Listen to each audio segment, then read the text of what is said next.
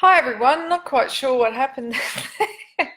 So this is part two of, my lowdown on the new moon energies this week that are affecting us as we approach the new moon in Pisces, which is happening on March the 7th for those of us on the progressive side of the date line, and March 6th for everybody else. So, we have Mercury going retrograde tomorrow, March 6th. Hi, Megan. And, that will create glitches with anything to do with communication, as we just experienced here, as well as, travel plans potentially. So, just allow extra time and patience and double check any arrangements that you're making to be picked up, dropped off, or if you're needing to check flights and train timetables or bus timetables, or picking up kids, because for the next 3 weeks starting tomorrow we're more prone to having miscommunications, misunderstandings. So Mercury, when it goes retrograde, so when it appears to be moving backwards, it's a time when we can actually access our intuitive downloads more and really reflect upon our past communications. So, it's not all, oh no, run to the hills, don't get out of bed, Mercury's going retrograde. There's a lot of gifts. It's a really good, fertile time to journal during a Mercury retrograde period. Now, the other thing that we have happening with this new moon is we have the very slow-moving planet Uranus, or Uranus if you don't mind an anal joke, moving into Taurus. So this is very significant because Uranus is basically the planet of Kundalini, the planet of energy. And it is moving into Taurus, which I see as being ruled by the Earth as well as Venus. Welcome back. Thanks. We had our trailer of things to come potentially with Mercury retrograde perhaps starting tomorrow. Yes, I'm back. Hi, Laura, for those of you joining me live. Appreciate you tuning in for part two. So I'm just explaining that we have Uranus moving into the sign of Taurus. So Uranus is a very erratic energy. It ushers in unexpected change, sudden events that we didn't see coming, and fluctuations. Okay, so with Uranus moving into Taurus with this new moon, okay, in the next 48 hours of this live transmission, it's likely to be heralded by extreme sudden fluctuations in your finances or property or possessions, because these are the things that Taurus governs. So if you have had sudden windfalls or losses, this is a sign that, the energy is very erratic. Now, it's actually going to be in Taurus because it's a very slow-moving outer planet for a period of 7 years. Yeah. So, oh, great, I'm freezing again. Darn it. I'll just keep going and hopefully you'll get this. So this is a really good time to be doing Kundalini raising processes. I will be doing my Kundalini raising retreat in Greece, May 12 to 20, for any women out there that feel called to join me. And then again in Bali in September, and for men and women in December in Bali at the Rainbow Bridge Retreat. So they're the 3 events that I'm doing this year to raise Kundalini. What is Kundalini? It is the bioelectricity, the energy, the life force within our bodies. And so to have Uranus moving into Taurus with this new moon, we're likely to have, erratic energy levels. Okay, so for us to make sure that we're as grounded as possible by walking around barefoot, by eating protein regularly, by doing a daily tree meditation, which you can access on my website, where you're literally sending your energetic roots down from the base of your spine into the earth, by doing physical activities like sports, having a massage, dance, things that keep you in your body. And that's going to be very, very helpful this week with Neptune conjunct the new moon, because that's very much out of body. So, if you are thinking of doing recreational drugs, I wouldn't be this week, because the chance of a psychotic episode is much, much, much, much, much higher. So, if you know anyone that's, using recreational drugs, then, give warning, this is not the time to be doing it. And even, for those of you that have been diagnosed as bipolar, this is a time to really ground your energy as much as possible by doing yoga, yin yoga, slow, deep body practices, so that we don't end up, and even for those who aren't diagnosed, we all have energy polarities. Yourself being very, Incredible Hulk, very quick to anger. This is a sign you need to ground your energy. Otherwise, we can end up like, a live wire, of, which is potentially dangerous. So, this is asking us, with Uranus moving into Taurus, to look at how we're using our energy and how we can really improve our physical well-being and our ability to experience more joy, more pleasure. If we think about Taurus, it's very Venusian, very earthy. It's about really embodying the goddess, which is the garden, Eden, Gaia, and really indulging in pleasure. And if we honor our energy, our Kundalini, this is such a herald of the return of the goddess energy on earth, to have, Uranus, the sign of Shakti, of Kundalini, of goddess mojo, of life force that we bring up from the center of the earth, helping us to flower our consciousness and to embody love, to embody joy, to embody pleasure through, self-love, through self-care, through appreciating beauty. And the more that we do that, the less we're likely to go into the sort of victimhood, martyrdom, which can be the shadow of Pisces, this dark moon.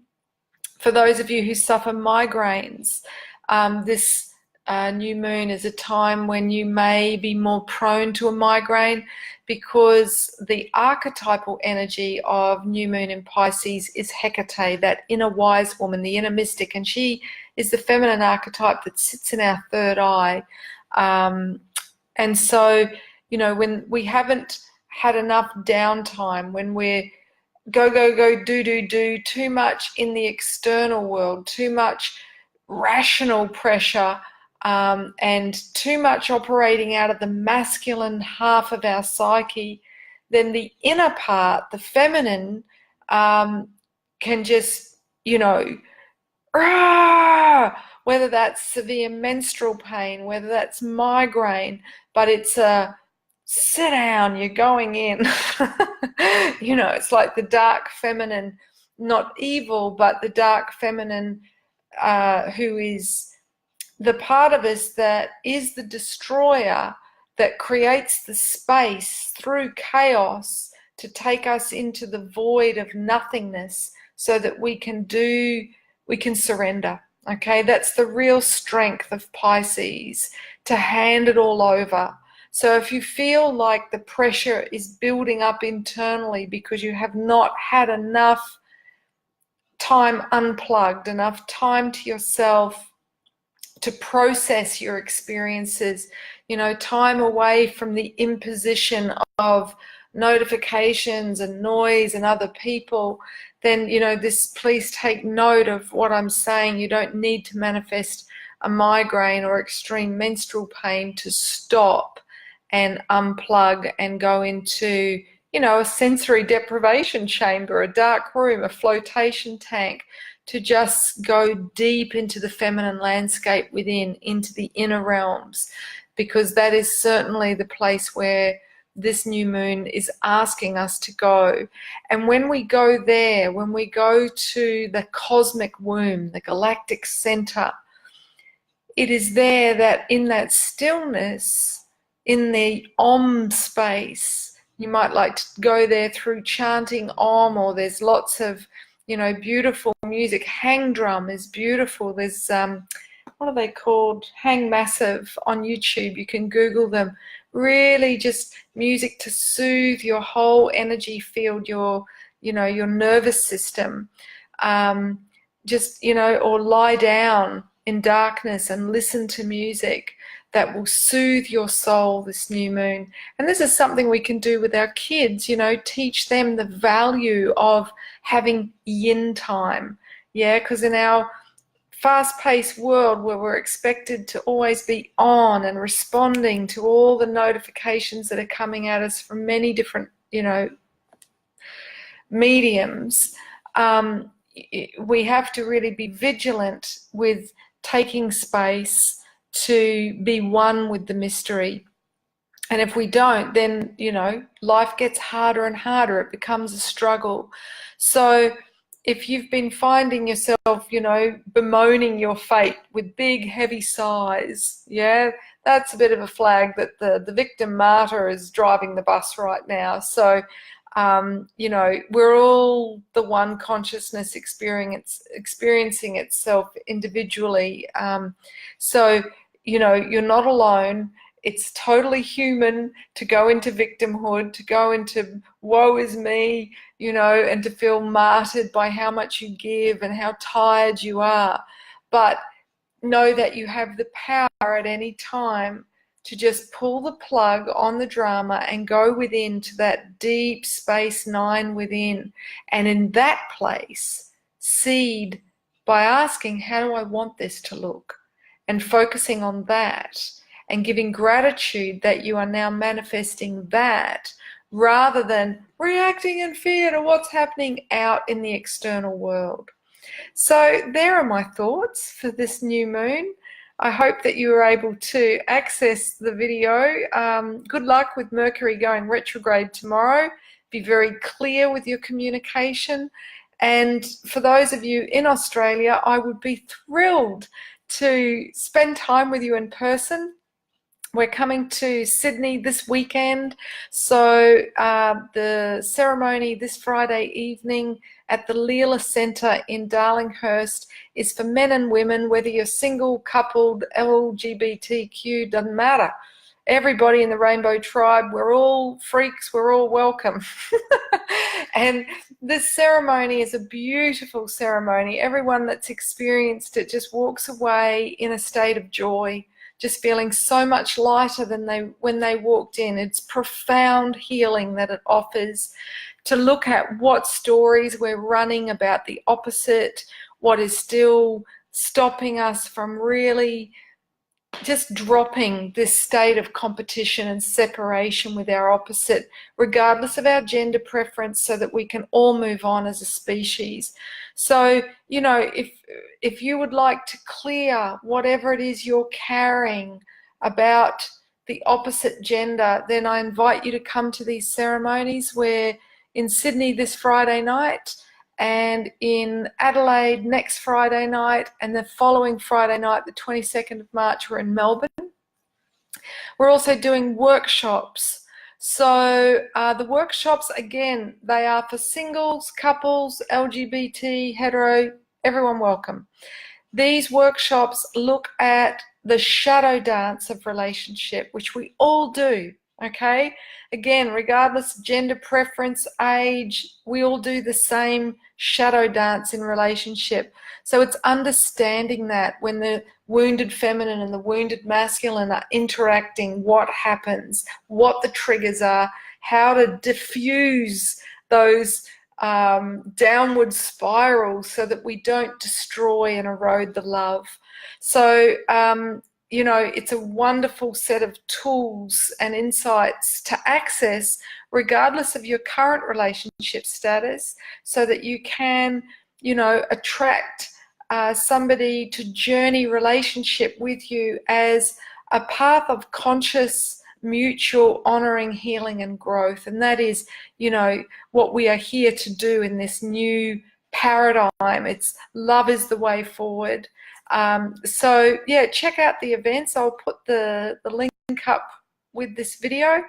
And we are come to Europe to do events April, May. So we're in Geneva on April 3, Lausanne in Switzerland, April 4. Then where are we? Ibiza, April 14. Then we're in Malta. When is that? May 3. Then we're in France, in Grasse in the south of France. I can't pull up the date. I think it's the 27th of April. Anyway, I'm jumping all over the place. But then we're in Germany. And then we're touring America in July. So the best way to not miss a date is to join my free e-club on my website, themoonwoman.com. And yeah, we'd love to meet you. I've also got a couple of retreats that have still got places for women. So in Ibiza, the Red Tent Retreat for Women, this is a deep dive immersion into really looking at the wounded feminine and understanding how that impacts every part of our lives, you know, from relationship to career, relationship with ourselves, our friends, and also the shadow of sisterhood. You know, this is something that doesn't get talked about much. So we're really going deep into the shadow feminine for a week. For those of you that are holders of space, holders of red tents and women's events, I can't stress upon you enough how important it is that we also have safe containers where we are held and facilitated through our own deep process at our looking at our wounded feminine and integrating our shadow, bringing light, understanding and self-acceptance to that, so that we can really integrate ourselves as a whole healed being. So if that resonates with you, there's still places. It's April 6 to 13. And it's an intimate journey with me and a select bunch of women in a beautiful villa in Ibiza, Spain. The other event is the Inner Goddess Retreat in beautiful Amorgos, a Greek island, and we're journeying one chakra a day. So looking at the 7 facets of your feminine psyche and empowering each one and really identifying where those 7 are in shadow and how to empower them so that you're not creating unconscious drama. If you love Kundalini Yoga, you will love this retreat. Every day we start with Kundalini Yoga and you will walk out of there 8 foot tall, regardless of your current height. And yeah, just feeling so empowered. Every woman that's done this retreat has found it life-changing.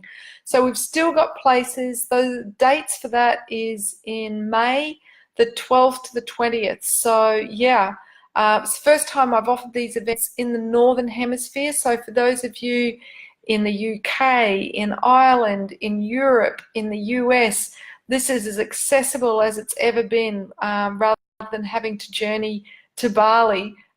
You can, yeah, just get a plane from wherever you are within the Northern Hemisphere. So that's everything for now. I look forward to meeting those of you in person coming to my live events, and wish you absolute grace, rest, downtime, silence with this new moon that we're approaching in Pisces. Blessings, everybody. Take it easy. Ciao for now. And the video's not going to end again. Oh, God. Good old Mercury retrograde has begun. Let's see if I just try and pull the